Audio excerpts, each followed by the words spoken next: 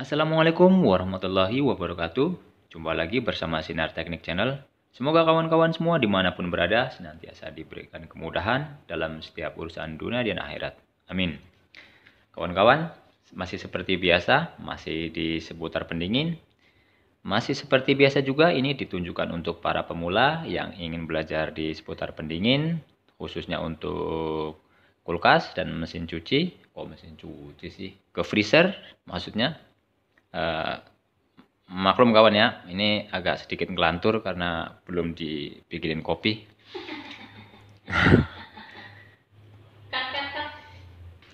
Jadi gini kawan, eh, saya ingin berbagi pengalaman.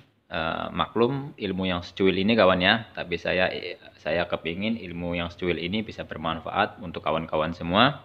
Di depan saya ini ada evaporator freezer rack standing. Ini kondisinya sebenarnya ada bocor ya nih di evaporator ini nih. Ini udah saya las karena saya nggak bisa ngambil gambar pengelasan gitu kawan. Maklum lagi nggak ada tripod, susah ngambil gambarnya. Jadi saya hanya buatin narasinya aja ya seperti ini. Tapi insya Allah saya juga praktekin ya sedikit demi sedikit. Jadi gini kawan. Ini tadi kan udah saya press nih ya. Ini untuk pengepresannya itu saya di pipa kapiler kawan ya. Ini tuh yang pipa dari kapiler nih. Ini menuju ke pentil yang saya buat pentil ya. Terus ini pipa yang keluar atau yang ya keluar masuk ke kompresor nih kawan ya. Kompresor hisap ya. Ini nih. Jadi gini kawan, untuk pengepresan, untuk misalnya kawan-kawan mau ngepres ngisi tekanan angin untuk evaporator yang seperti ini, jangan dipres terlalu tinggi kawan ya, nanti melintir. Karena ini agak sedikit melintir untuk evap yang ini. Sebentar saya lihat ya. Nah ini nih. Nah ini ada sedikit melintir kawan. Nah itu kan. Sedikit aja sebetulnya, nggak banyak. Cuman pasti ada lah. Jadi gini kawan, maksudnya ketika dia press gitu kan, saya lupa kalau saya sedang mengepres evaporator kulkas, freezer gitu kawan. Jadi saya ingatnya yang ngepres itu evaporator AC gitu. Saya kasih tekanannya itu baru sampai sekitar 250 PSI. Saya baru ingat 250 PSI, belum sampai sebenarnya sih 200 PSI lebih saya baru ingat kalau saya sedang mengepres evaporator kulkas, baru saya cabut, itu pun udah sedikit melintir kawan ya.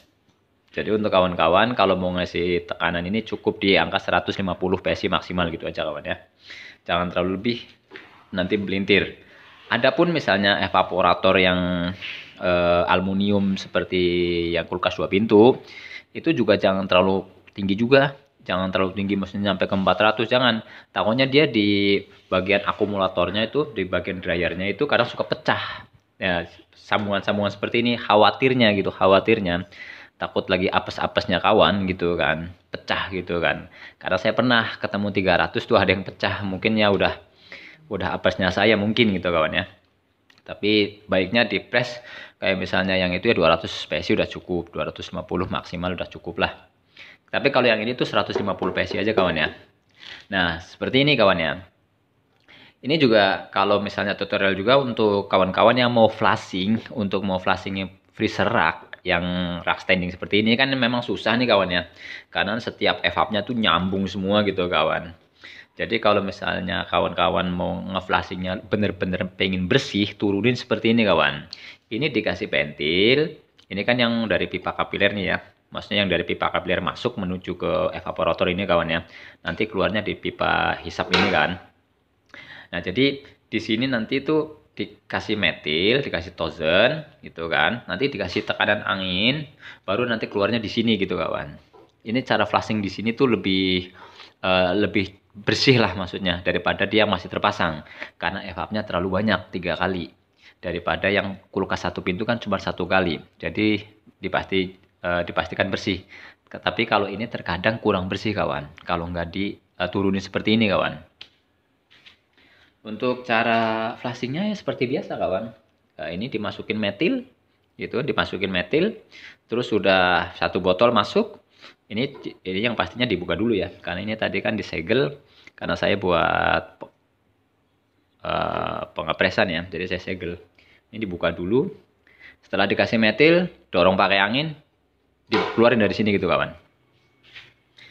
Saya cut dulu sebentar ya, nanti saya ambil gambar lagi. Sebenarnya ini udah bersih ya, tapi maksudnya saya udah sempat flashing tapi nggak turun. Saya coba dulu nih ya, saya flashing ketika turun apakah ada perbedaan gitu kawan. Kita masukin tosennya. Ini agak susah. Nah, seperti itu.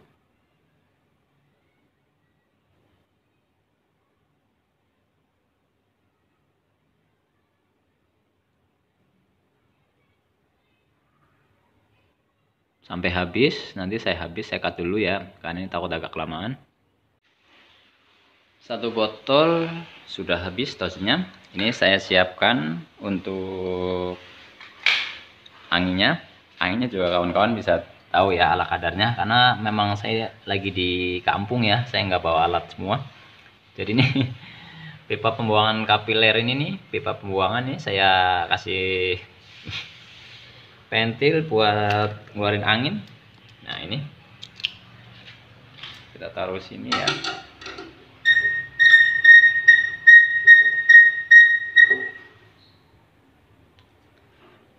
Sorry sebentar, saya ambil botol.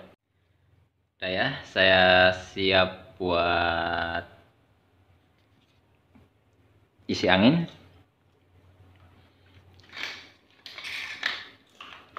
Aduh, ribet banget. Kita colok. Nah,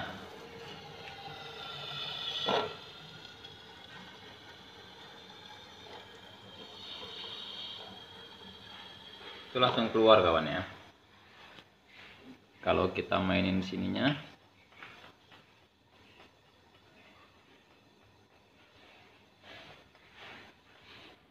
oke bentar, oke,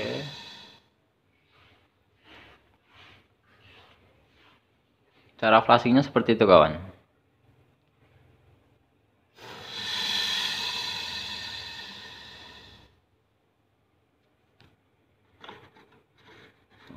Itu udah kelihatan ya, menguning padahal kemarin udah saya sempat flashing, itu pun nggak bersih.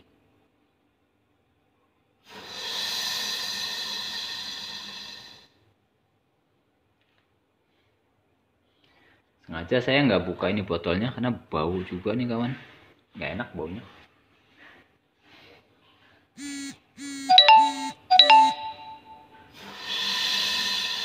Oke, bentar lagi.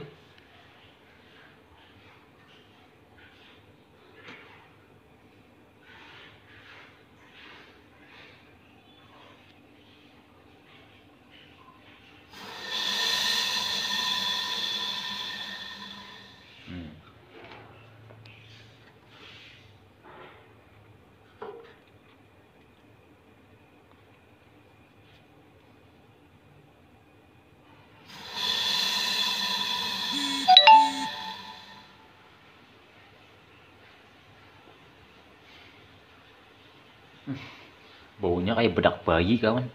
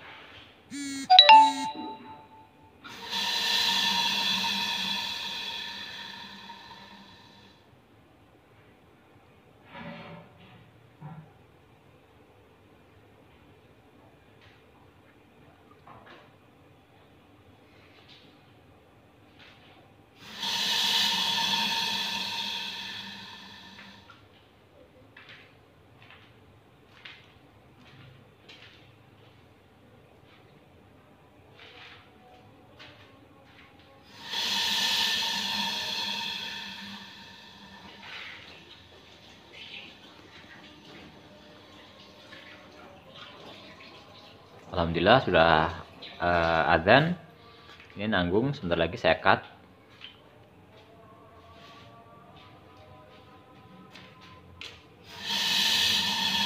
Oh, masih masih banyak soalnya kawan ya. Nanti saya lanjut.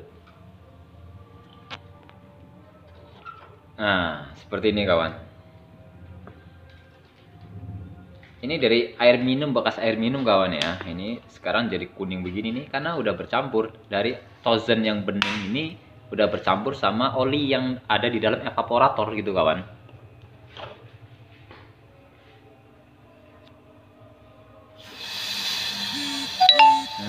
Oh banyak banget. Ini masih kurang bersih jadi nanti harus diisi lagi. Jadi gitu kawan ya. Kalau ingin evaporatornya untuk freezer benar-benar bersih, itu harus turunin seperti ini kawan ya. Di flushing seperti ini. Insya Allah bersih ini keluarnya banyak itu kawan. Itu baru 1 botol. Ya mungkin masih ada tersisa ya mungkin ya. Maksudnya mungkin kemarin waktu flushing saya itu masih kurang bersih mungkin ya kawan ya. Gitu. Karena nggak mungkin 1 botol sampai segini banyaknya kawan.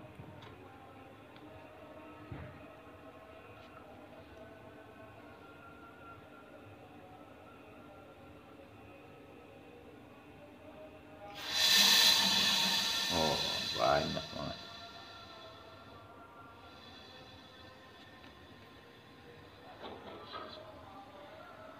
Oke, jadi gitu ya sistem kerjanya kawan ya. Saya terangin sekali lagi untuk proses flushingnya seperti itu. Ini murni. Tadi dari kosong, kawan-kawan bisa lihat. Ini segini banyaknya, ini nggak ada embel-embel, maksudnya saya itu mengada-ngada ya, nggak ada ya. Saya nggak seperti itu. Insya Allah saya nggak seperti itu kawan. Saya kalau mau bikin video yang insya Allah yang bermanfaat aja. Yang kalau nggak bermanfaat insya Allah saya nggak mau.